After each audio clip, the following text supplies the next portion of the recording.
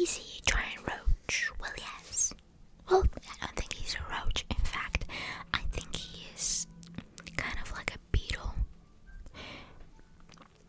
Is he a giant bug? Well, yes. Is he still my baby girl? Well, yes. But is he kind of a hear me out? Just saying. So, yeah. Basically you follow him when he wakes up one morning and he finds out that he turned into a bug, and you kind of see his descent into, I'm not gonna call it madness because I don't think he's going mad, he's just simply losing his humanity, and he's just genuinely turning into a bug with each day more and more. And you just see how his family reacts and how they treat the situation and all of it. And, I love Gregor. I love, what's her name? I don't know if it's Greta or Greta. His sister.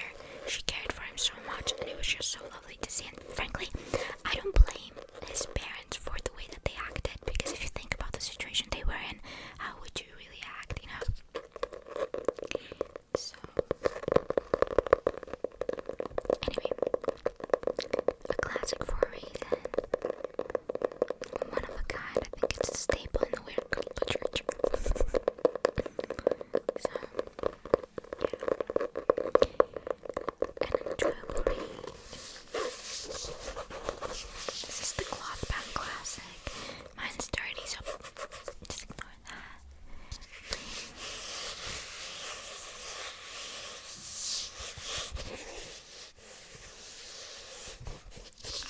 I always wondered if these are like butterfly wings. Maybe I'm reaching. The plastic there is the cover from the vinyl, because I do put them back into the plastic, actually, in fact. Next up, I read One Dark Window.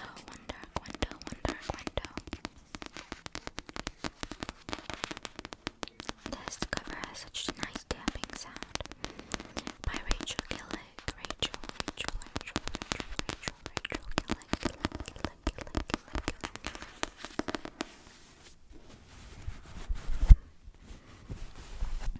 I have all this in my previous video, but basically this is a gothic, in my opinion, new adult fantasy that follows a main character named Elspeth, who, when she was young, touched one of the magic cards, which are the magic system in this world, and unknowingly to her, she consumed the content of that card. The card was the nightmare card, and this nightmare, this monster, kind of got stuck in her head, and she has had this monster in her head.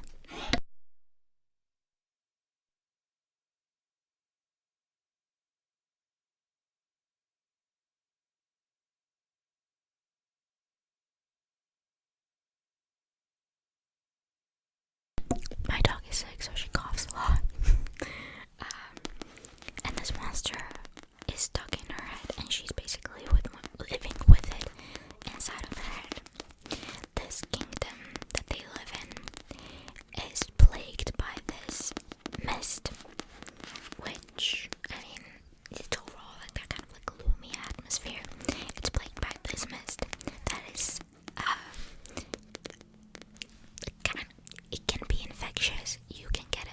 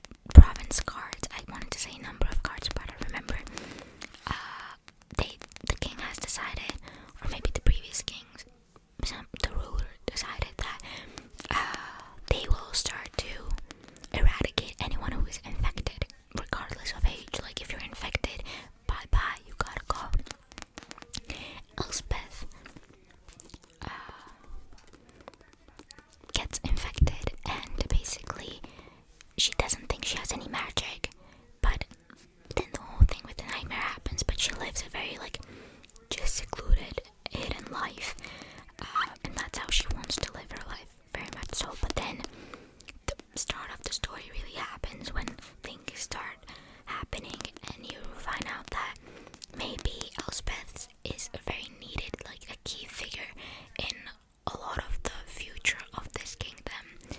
And yeah, I don't know if that was a good explanation, but it's very easy fantasy. I think I would say that it's new adult because it does have one explicit scene, but it's not overly overly explicit when it comes to how it is written. So I wouldn't really go out of my way to call it an adult fantasy, but it's not a young adult, and it's very easy. So if somebody is interested in reading fantasy, but you might feel intimidated, this is a good start. But you have to understand when you maybe are a fantasy reader that this is a very lightly simpler world than it might maybe lightly simpler world than maybe a lot of other fantasy worlds. A lot of the kind of like how things really work and the magic system and the lore of the story come in the second book that I will show you in this video as well. So not much in this first one, but it's an intriguing concept, even if it might feel a little undercooked here. I think it does like solidify itself in the second book, and it's much more like folk magic and the spirits and woods over, I don't know, like mages or something more what is it called, like action-packed. But yeah, I believe this is a romance, so you do follow a romance storyline in it as well, which I found very nice. I know that people, I think, prefer the second couple from the second book, but I am a stan of these two, alright? I am a stan of these two, and yeah, I gave this 4.5, which was quite surprising, because, sorry, something popped up on my laptop. I mean, it was more that I didn't plan that I'll enjoy it as much, but I really did. I don't know why. I just really enjoyed myself. I really came to care for the characters. I think it's very well written. I think Rachel Gilling's writing style is very nice for this being her debut, and yeah, very, very solid pick of a gothic fantasy, very atmospheric, so I perhaps might recommend it.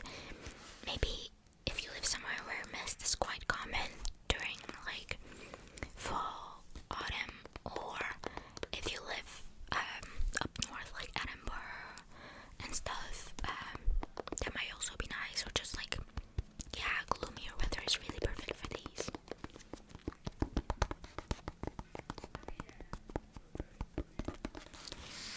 I don't know if I'm doing a good job explaining these or just talking about them. I just feel like I'm not. I don't know why. My headspace is really very, very weird right now. After that, I finished Secrets in the Dark, a Black Winter novel by Darcy Coates. This is the second book in the Black Winter series that has 4 books. This is a horror post-apocalyptic series that follows a protagonist named Claire. The thing is, I can't speak much on the things that happen in this book, not that it spoils way too much, because I think none of it is way too surprising, but like, yeah, basically the story is very much reminds me of Imagine a Love Child of The Last of Us and Resident Evil 7 and Until Dawn, kind of. So you follow the main character Claire and are just trying to survive. In these books there's actually strong romance, which, babe, did I expect to get some of the best romance of 2025 in a horror book series? Absolutely not. But boy, does it eat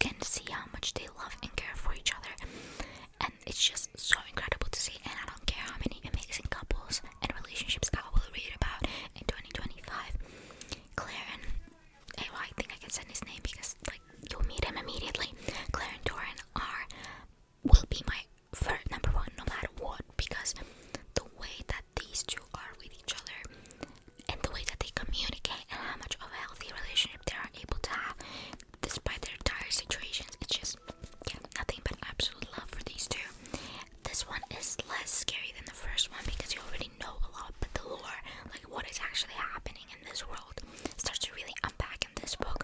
So yeah, I don't know, I love it. I think it's an easy read and I think it's very enjoyable because yeah, I don't know, because it just is. I think Darcy Coates is just very good horror writer. Like, this has a lot of body horror, but it's not the kind, like my line with horror is very thin.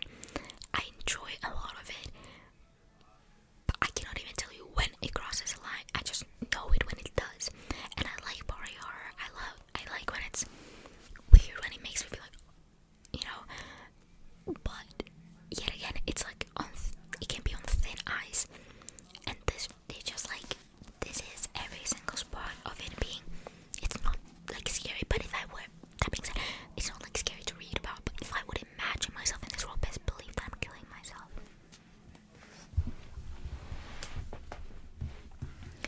I'm hating this video, I don't know why, but something just doesn't feel right.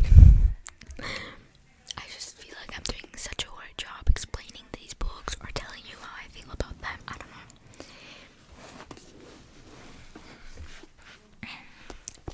After that, I read Unsteady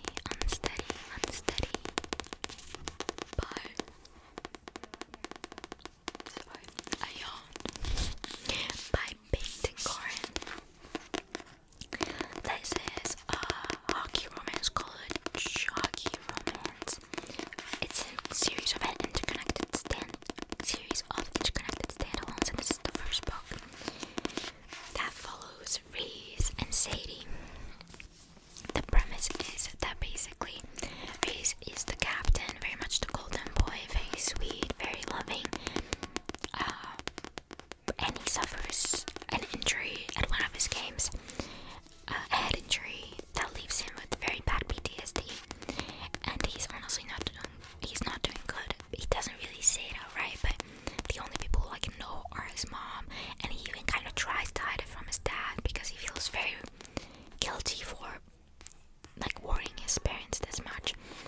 He starts being very avoidant of the people that he loves because he feels like a burden because he doesn't know what's wrong with him. He just wants to start feeling stuff, but he just feels very numb. And the only times he really starts to feel anything is when he is like panicking or having a bad time, and he doesn't know how to break this cycle. Sadie, on the other hand, is a fireball of emotions. She feels everything very, very strongly because there's a lot of burden on her shoulders. She is taking care of her two little brothers. She has to keep skating for a scholarship so that she doesn't have to pay for her school. She's managing jobs between it. She has a lot on her plate, and she has no outlet for it. Very, very much none. And she wishes she could just stop feeling so much. Reese has this kind of like trauma about going back to ice, but he's supposed to return to his school for the next semester and to his team, and he doesn't know how he'll do that. So he tries going on ice, but he suffers a panic attack, and Sadie has just like a deal with the person that runs the rink that she can skate there before mornings so that she can practice because she has no time. And she finds him there, and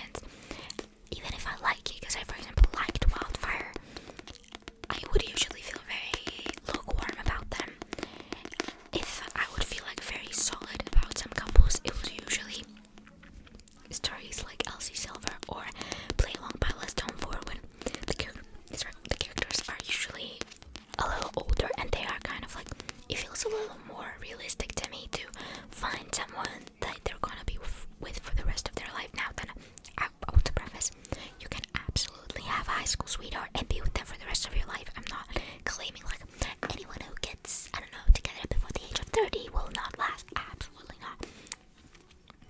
Maybe it's just the way that I see college relationships, is that oftentimes they're very much more fleeting, but please don't throw stones at me. Oh, sorry. I've just loved the tenderness in the story. I've found the story incredibly relatable in a lot of aspects. Sadie is me. She is me. And I don't know, just seeing how much Sadie needed, what Reese and his family and his friends gave her, and how much Reese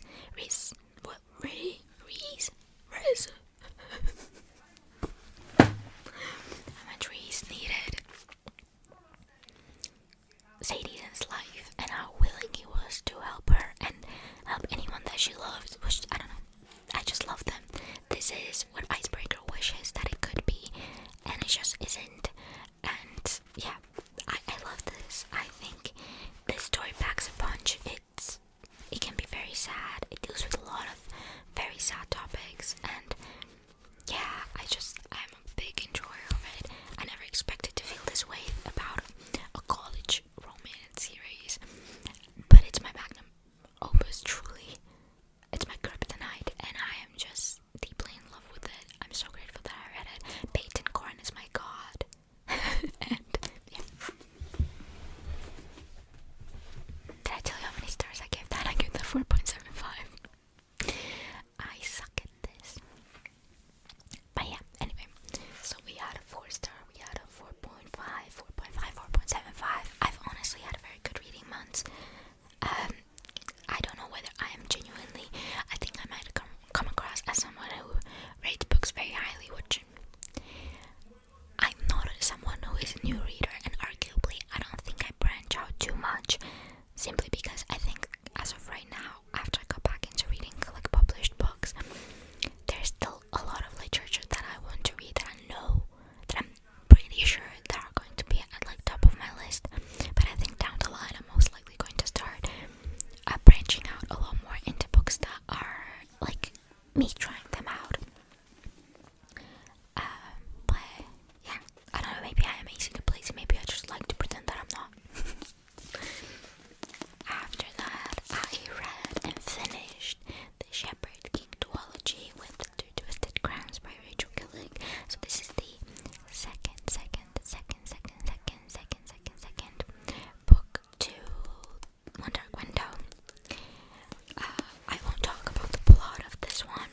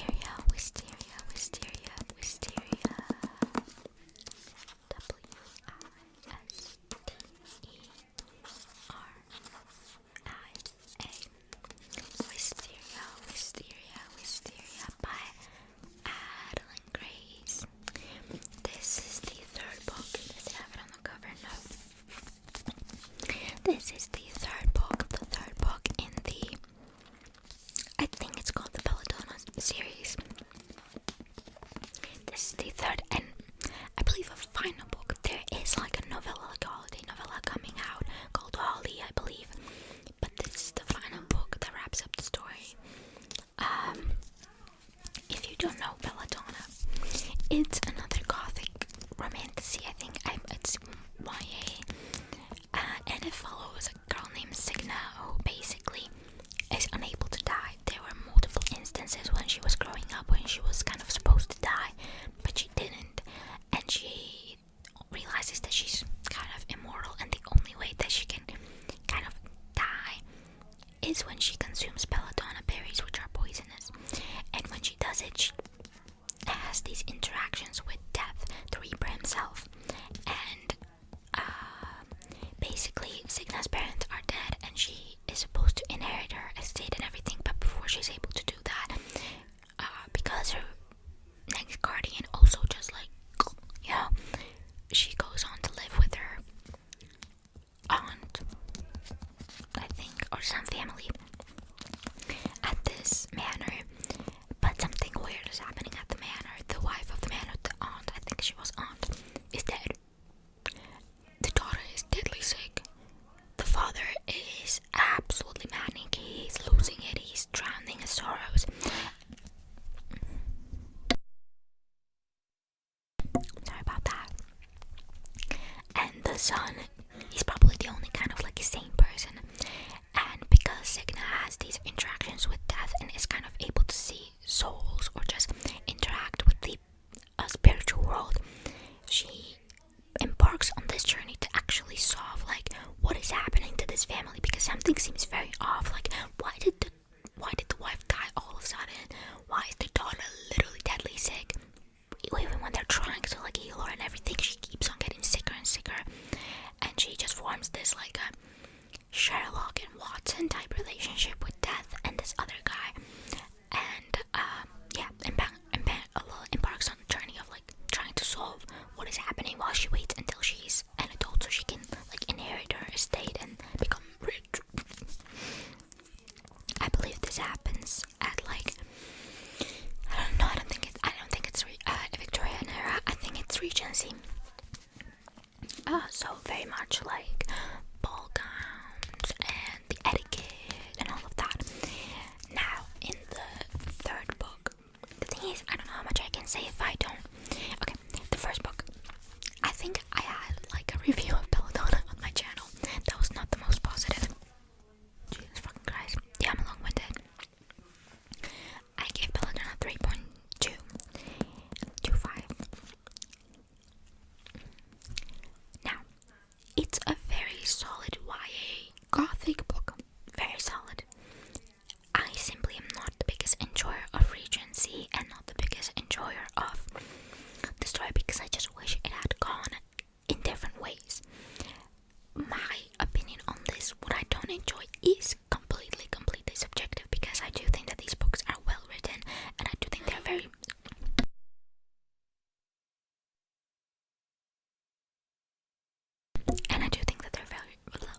very solid.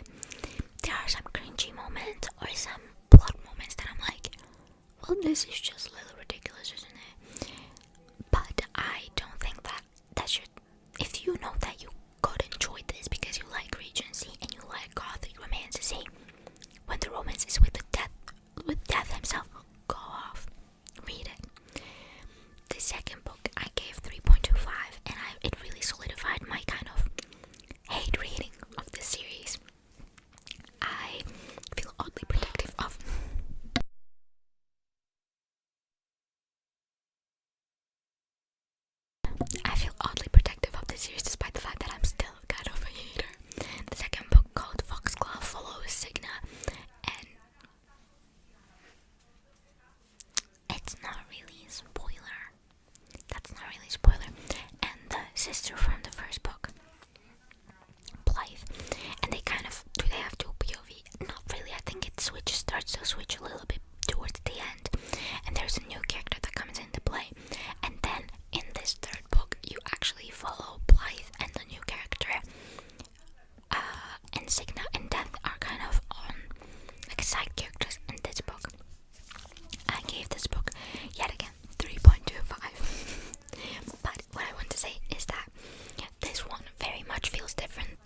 first two, because this one is not gothic, darker, paranormal, fantasy. No, this one feels very whimsical type of romantasy. Like, it has that Regency, lighter, maybe kind of Once Upon a Broken Heart, I think, aching feeling, rather than it being gothic. And I want to make sure that people are aware of that. Can you read this if you haven't read it before? No, I don't think you can. I think you have to read them all in order. That you cannot, unfortunately, read just this one. But yeah, it switches up a lot. I'm not the biggest fan of the characters. I find some of the plot I roll my eyes.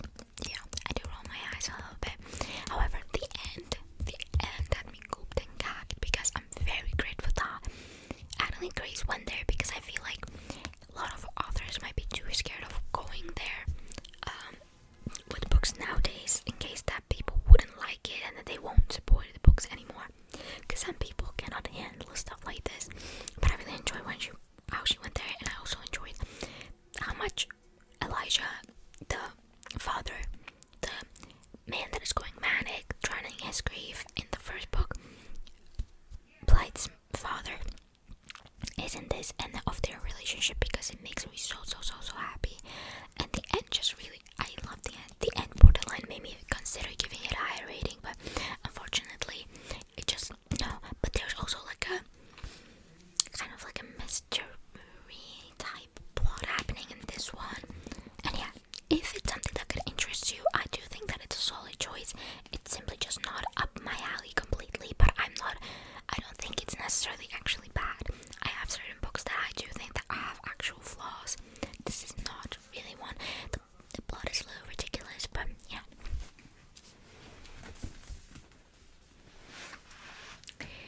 After that, I keep on with the fantasy. And I read The Songbird and the Heart of Stone by Carissa Broadbent. This is the third book in the Crowns of Nyaxia series, and the first book in the new duet, the Shadowborn duet. This book follows a side character from the first two books called Miche. I think she's a fan favorite, and you basically follow her storyline. This series has sets of two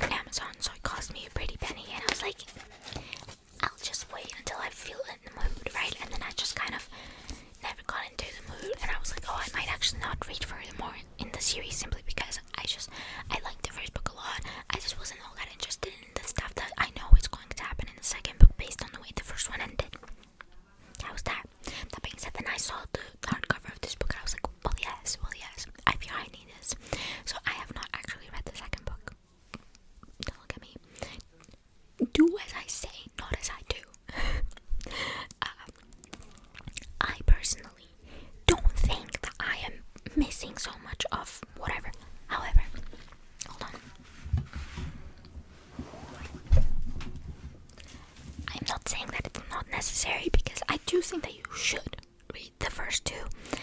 I just don't think that it hindered my experience, but I might not be as complicated when it comes to these things. I don't know. So yeah, just wanted to preface that. This book follows Misha, and it feels very different to the first two books, assuming you have read the first two books and you plan on reading this, right? Because I know there was a lot of hype around this book, and then a lot of people were perhaps like disappointed.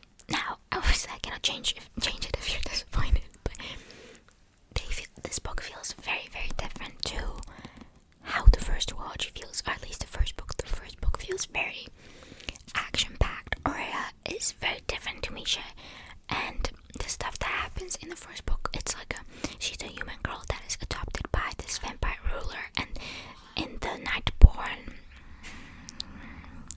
what are they called? Society, because there's 3 different ones. There is this like deadly competition called Kajari that is run in honor of the goddess of night, or whatever she is.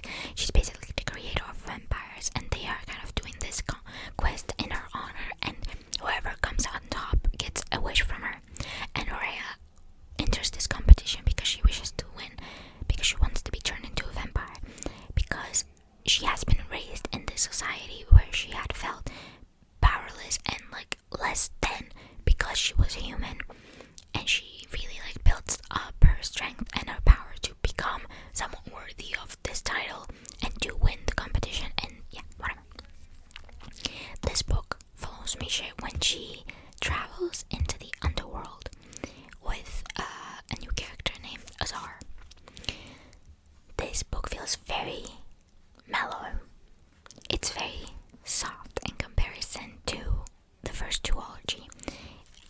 And first, I was also of the opinion that it's kind of slow-ish, or that it drags a bit, or actually had somewhat difficult time imagining things in the beginning.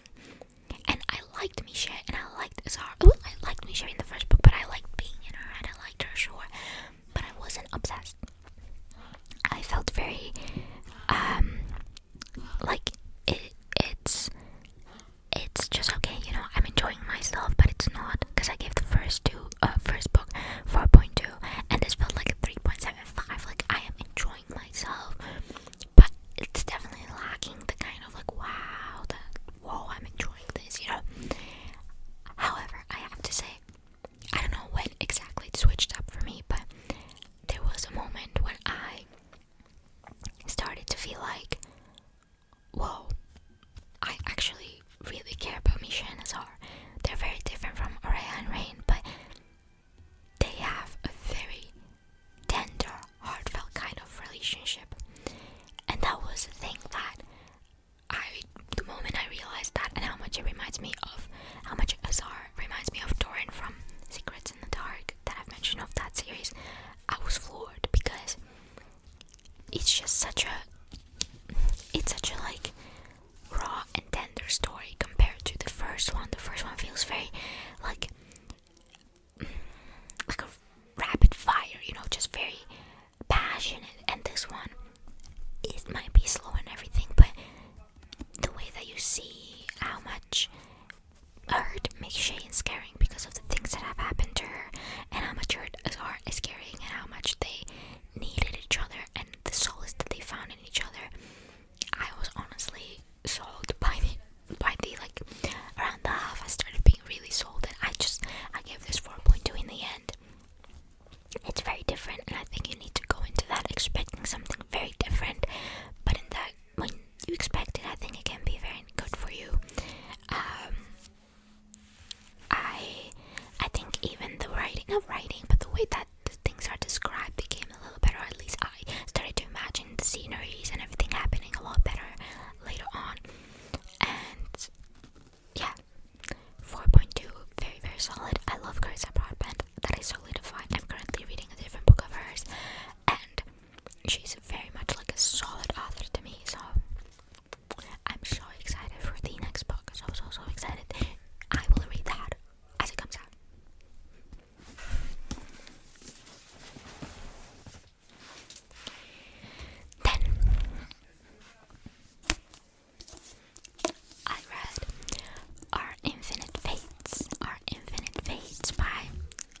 Laura Stephen. This is taking, has been, I don't know if it still is, but has done that maybe like 2 weeks ago, 3 weeks ago, taking the book to book talk by storm. This is magical realism, romantasy story of two souls who fall in love in each lifetime but are destined to kill each other. Our main character, Evelyn, she basically reincarnates, after each, the moment she dies, she reincarnates into a different lifetime, right?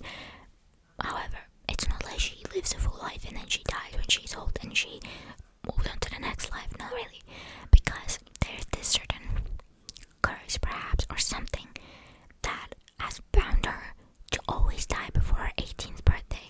Why, you may ask? Oh, very simple. She gets killed. She gets killed by the one that she loves the most.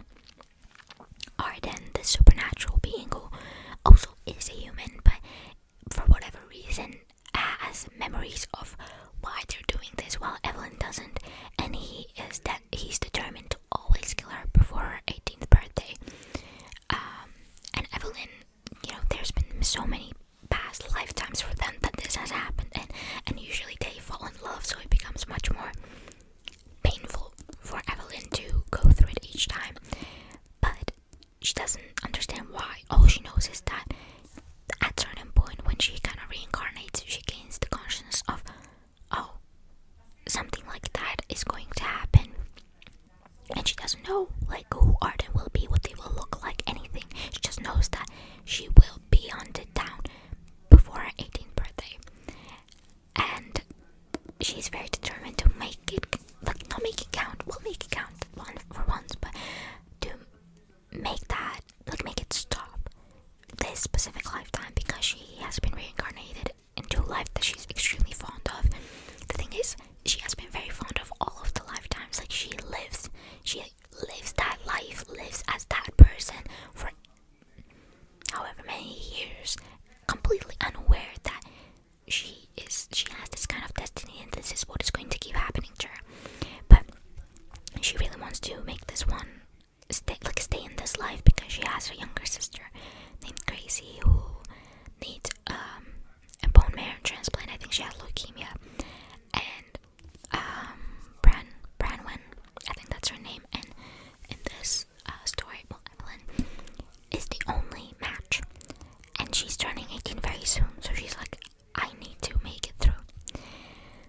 And basically the story follows this kind of like a dual timeline. You follow the present moments, and then you get glimpses of the past, and they go in what is the order when it's reversed chronological order. So you go from the most recent to the latest. So it has snippets of, I don't know, on the front, or these are not in order, in the Ottoman Empire, in Siberia, in some Chinese dynasty, and it just goes back. And you kind of learn how they came to be and what is actually the reason why this keeps happening, and what is the relationship between Evelyn and Arden, and why they are destined to do this to each other, and if there is any way of saving them or not. I think I just explained it very badly, but this is beautifully written. I am a big enjoyer of Laura Stephen's writing.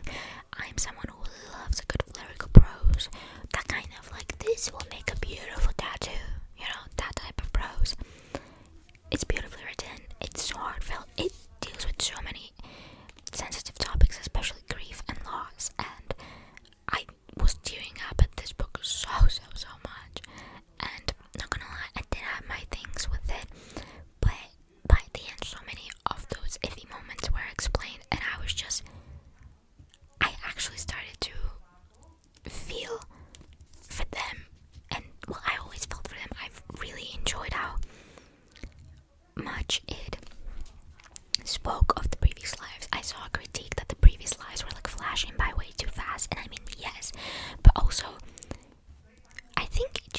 don't need like 20 chapters of a life to understand how devastating it is to live your life only to find out that A, you're going to die, B, you're going to be killed, C, you're going to be killed by probably someone you love the most and you don't know it, and D, you will lose everything that you have in this life. Because it's not as if she reincarnates into different realities. Like, it's still the same world, it's still the same timeline, it's still the same reality. It's just her becoming a new person after however many years. But the people that she has left behind, as like, I don't know, the people who have lost the daughter that she was before are still alive. Like, they live. She's just not there with them. And there's actually one previous life where she kind of goes back to a family that she was with in her previous life. It doesn't go well, and it's gut-wrenching. And there were so many moments like this. There was this whole passage on the front, and if you know anything about me, you know how much I love All Quiet on the Western Front. It's my favorite book of all time. Before I ever take anything that speaks on the difficulties on the front and how damaging it is. And yeah, the plot twist in this book had me cooped and gagged. It was just very good. I really enjoyed this. I gave this book 4.5, and yeah, I know it might not be everybody's cup of tea, but I really enjoyed it. I did start to feel the relationship between Evelyn and Arden and why they are the way that they are, and yeah, so much good packed into this book, though it did feel a little like, oh, I'm not that attached to them. By the end, I really was.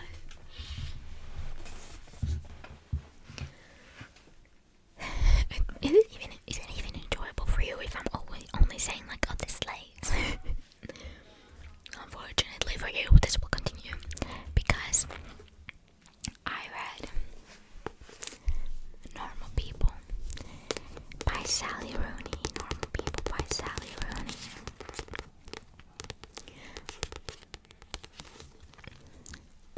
All Dark Girls always give Conversation with Friends 5 stars, and Normal People about 4. I wanted to be a hot girl. Turns out I am not, because this was a 5-star.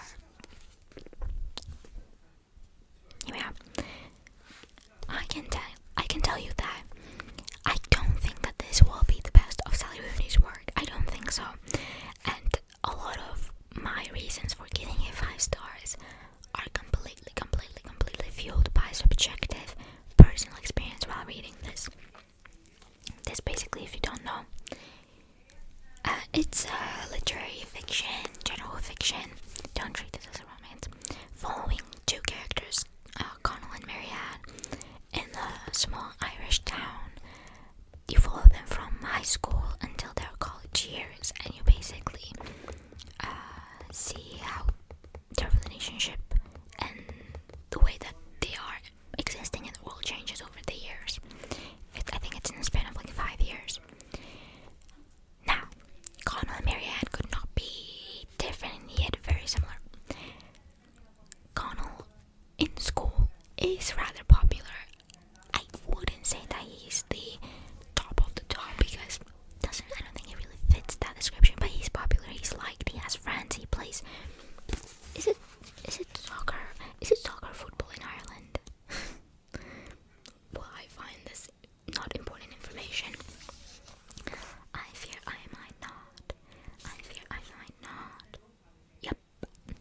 Football. It's football. I don't know why did I even think it was soccer? And like the way that the sport's called, I don't know. He plays football, you know, he's on a team, he has friends, whatever. And Marianne, on the other hand, in school, is bullied. Now,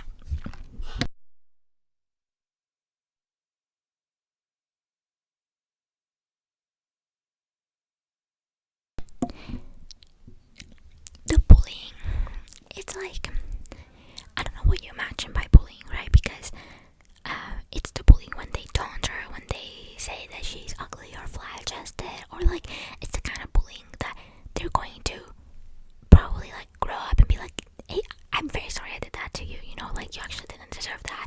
I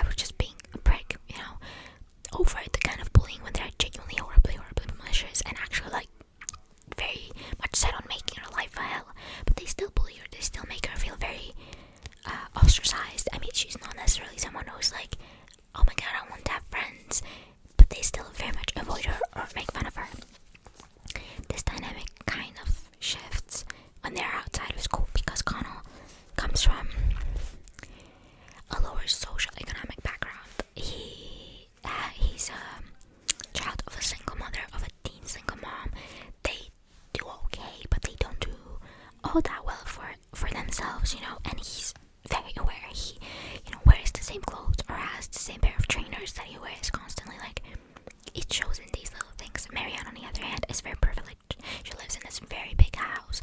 Her parents have money, and she isn't, to a certain extent, even aware of what kind of financial issues, or like what it feels like to have financial issues, or have to worry about how you're going to, you know, spend your money and stuff like that. But you see, opposite side. And the opposite side also kind of is that Connell is raised by a loving mother. You know, his mother is very in tune with him and loves him and lets him know. On the other hand, Marianne comes from an abusive family where they very much, like, her mother is never happy with whatever Marianne does. She's very set on making sure that she knows that she can do better.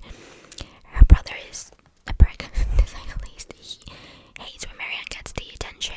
She hates when she does well, but if she doesn't well, then he calls her an embarrassment, and it's just very, very hot and cold, and it makes Marianne be very quiet and kind of like let it happen, you know, be very passive, just go with whatever they want so that they stop.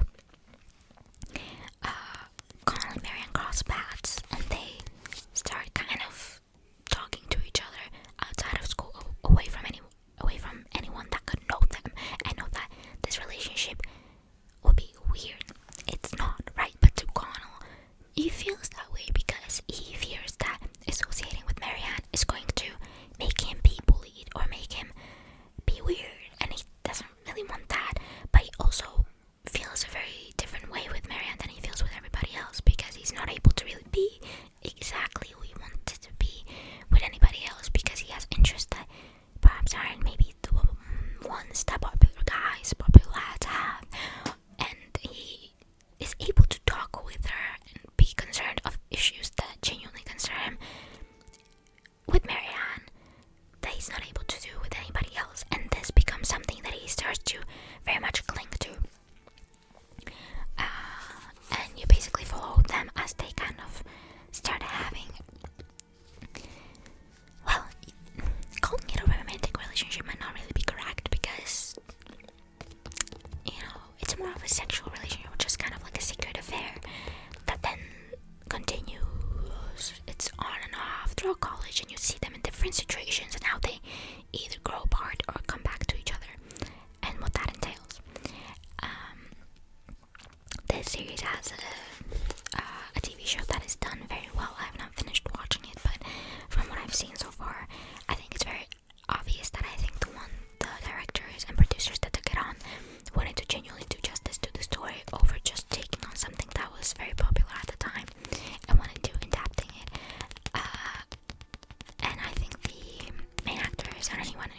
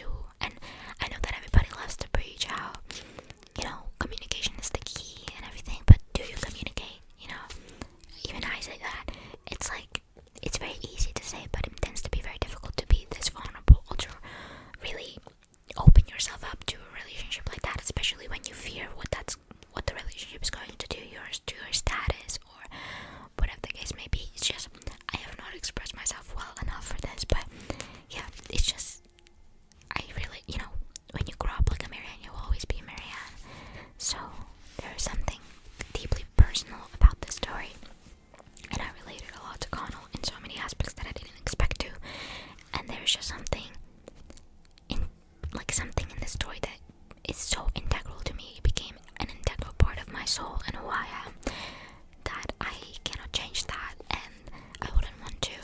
I see its flaws and I accept its flaws, but unfortunately it's not the case with me. So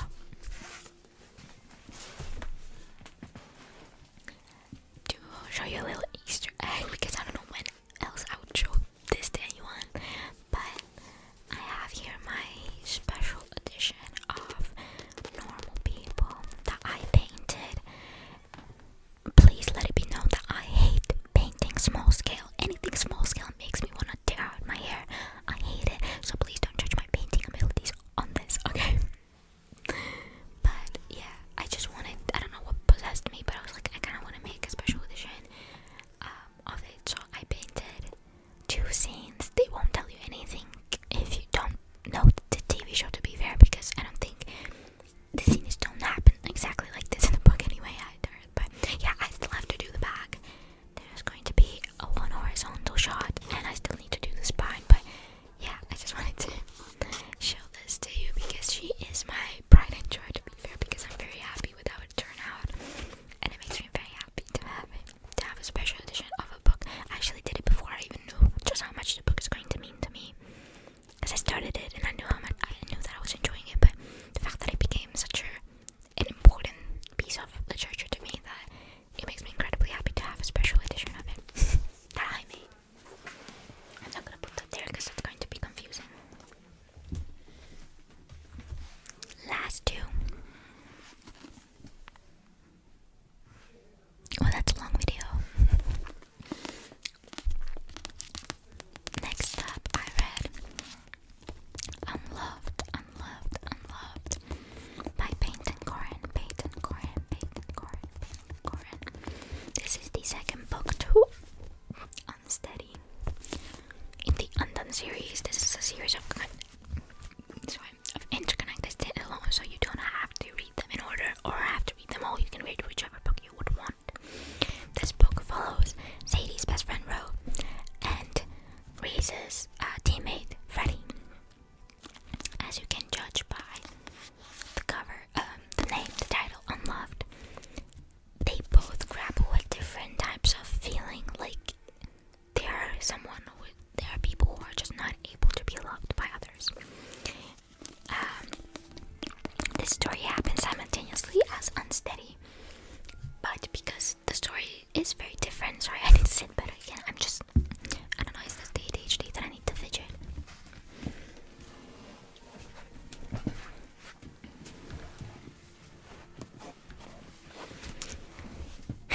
Okay, so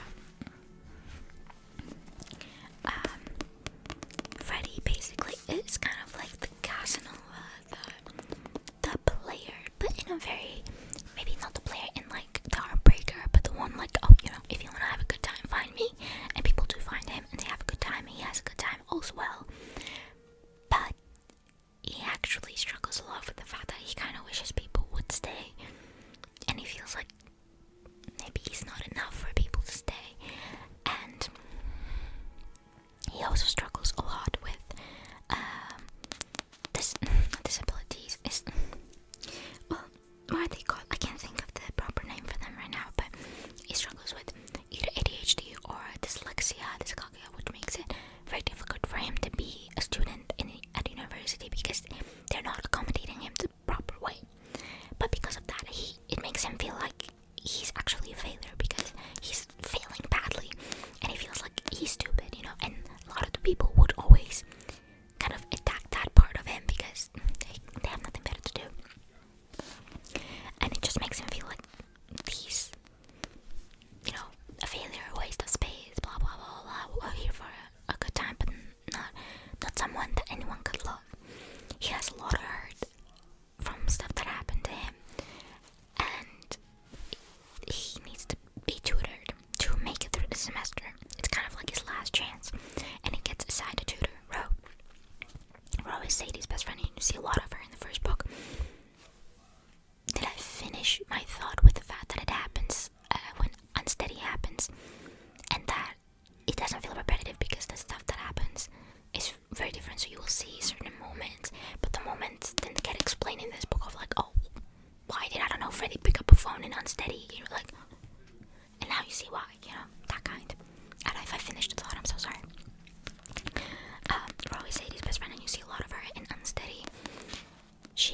basically kind of like a hopeless romantic, or she wishes to be loved. She was a little bit inexperienced because she loves her parents and she was very close with them and she kind of wanted to stay with them a lot. But the moment she went to college, she was like, okay, I'm not gonna be like a complete wild child, no, but there's certain things I would like to experience. I would like to also experience romance and be in a relationship and stuff like that. And she does get into a relationship that at first seems very nice, but then becomes rather bad.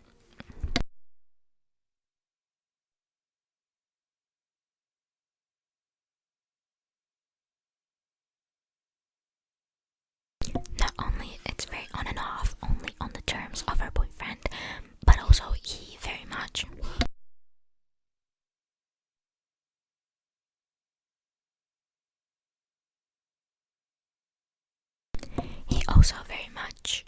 is dead set on making sure homegirl is not better than him, and just puts her down in these like little ways and wrapping them up in a bow with words of like, I only want the best for you, like, oh, this is very childish, you shouldn't do this, or like, why are you dressing like a kid, or oh no, this professor is not good, like this one's better suited for you, should work with her, and stuff like that. So she starts doing Freddie, and well, they have attraction, whatever, but they really don't act on it. They are very dead set on becoming good friends to each other, to genuinely be there for each other. And there's these little things that they do for each other without knowing. It's like would have this moment where her boyfriend would never remember anything about her, anything that she likes, or her go-to coffee, anything. It's like, if you're dating longer than a week, you will most likely remember. Like, I remember go-to orders of my friends. It's like, it's not rocket science. And she would just like shrug it off, be like, oh, it's fine. But then Freddie would remember it and bring it without asking, and then he'd be worried, like, oh, did I get it wrong? And she's just so touched because it's these little things, right?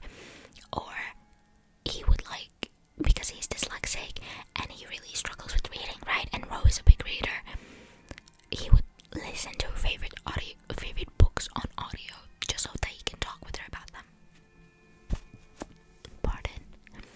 Or that she would, fight for him to get the proper accommodation when it comes to his studies that he deserves to have.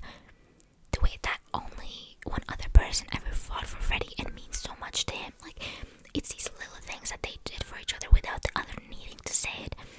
And they just became so important to each other. And yeah, I gave this 4.75 too. I did like it a smidge less than I liked Unsteady, simply because of the like personal attachment I have to the first book, but I love this too. I love Ro and Freddie. I love their tender love. I love how they are with each other.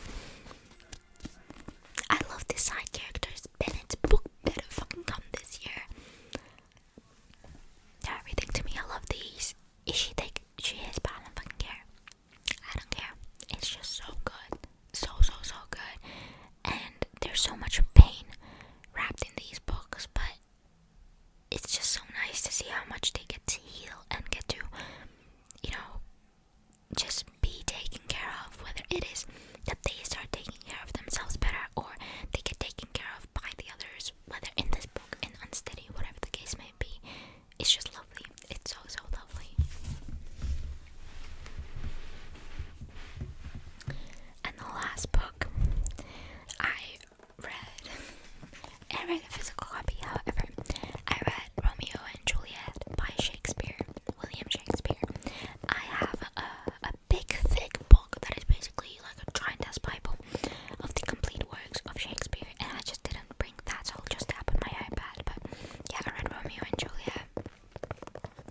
I gave Romeo and Juliet 3.2. I enjoyed it. I'm on my journey of reading all